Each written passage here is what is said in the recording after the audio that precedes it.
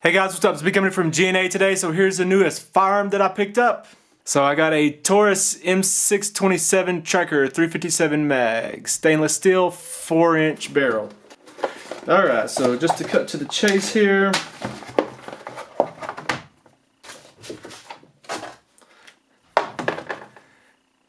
There it is.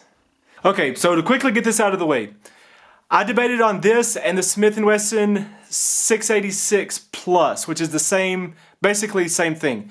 I bought this from Buds for $399. Every place I could see that Smith, it was $700, so that's a $300 difference. And whenever you're talking overall of $400 for this, an extra $300 for that, that's a significant price increase. Also, I've had very good luck with my steel frame Taurus guns that I've bought in the past. This gun has very good reviews online. Alright, so this is a 357 mag, which of course means I can shoot 38 special out of it also. This is the Tracker model. It has the ported barrel, which definitely helps with muzzle flip, although it does make it louder. It has the high-vis front sight there, adjustable rear sights, and this is replaceable where you can put a Picatinny rail on there and put red dot or whatever you want to on it. This is a 7-round.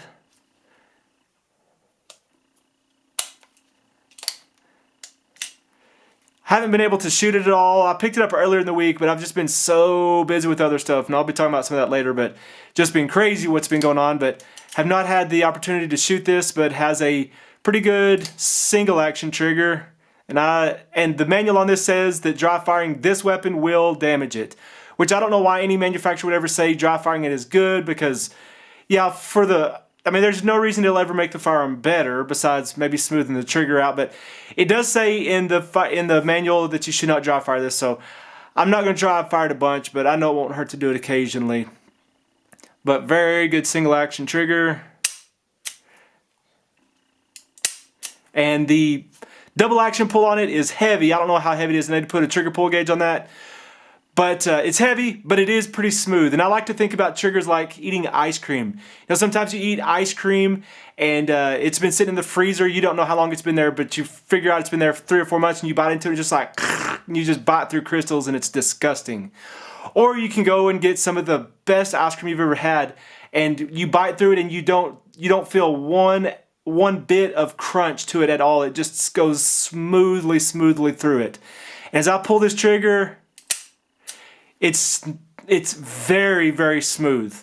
Maybe there's the tiniest bit of crystals that I'm trying to bite through, but it's nearly just very smooth. So good trigger on this thing, and that's what all the reviews say on it also. Okay, I did buy this Hogue mono grip for it because I knew I did not like the way this grip looked. They call this the ribber grip.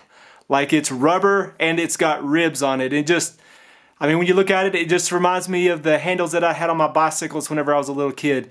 And yeah, the reviews on it say it helps to reduce recoil, but that's what that's for. But really, I didn't even care if it was ported or not. That wasn't that big of a deal. I just liked the fact that it had 7-round capacity. So you already have this to reduce recoil, and this is even further to reduce it. I'm not worried about that. I just think that looks pretty ugly, so I will be replacing that with this mono grip. And I just got one of these speed loaders. And this is made for the Smith & Wesson 686 Plus, but works just fine. And of course, as everybody says, Smith & Wesson and Taurus at one point was owned by the same investment group, and Taurus was able to use Smith & Wesson's patents on their revolvers, and they were able to make them look like Smiths, and this is very similar. Of course, I know it's not to the same standard, but I know that this still is going to be a sweet gun. Like I said, I've had very good luck with my steel frame Taurus guns in the past. High-vis sight's pretty good. This is the one thing I do not like about it, obviously, and I know you say, well, don't buy the cheap Taurus so you won't get that, but whatever. I do not like this lockout system. So this is my first centerfire revolver. I have a .22 revolver, but this is my first centerfire revolver. I don't know, I've just never been too tempted by it, although I've always thought they were cool. I just never wanted to spend very much money on it. Ready to get this thing out to the range, fire a few rounds through it and see what's up with it. This is me coming from G&A today. Thanks for watching.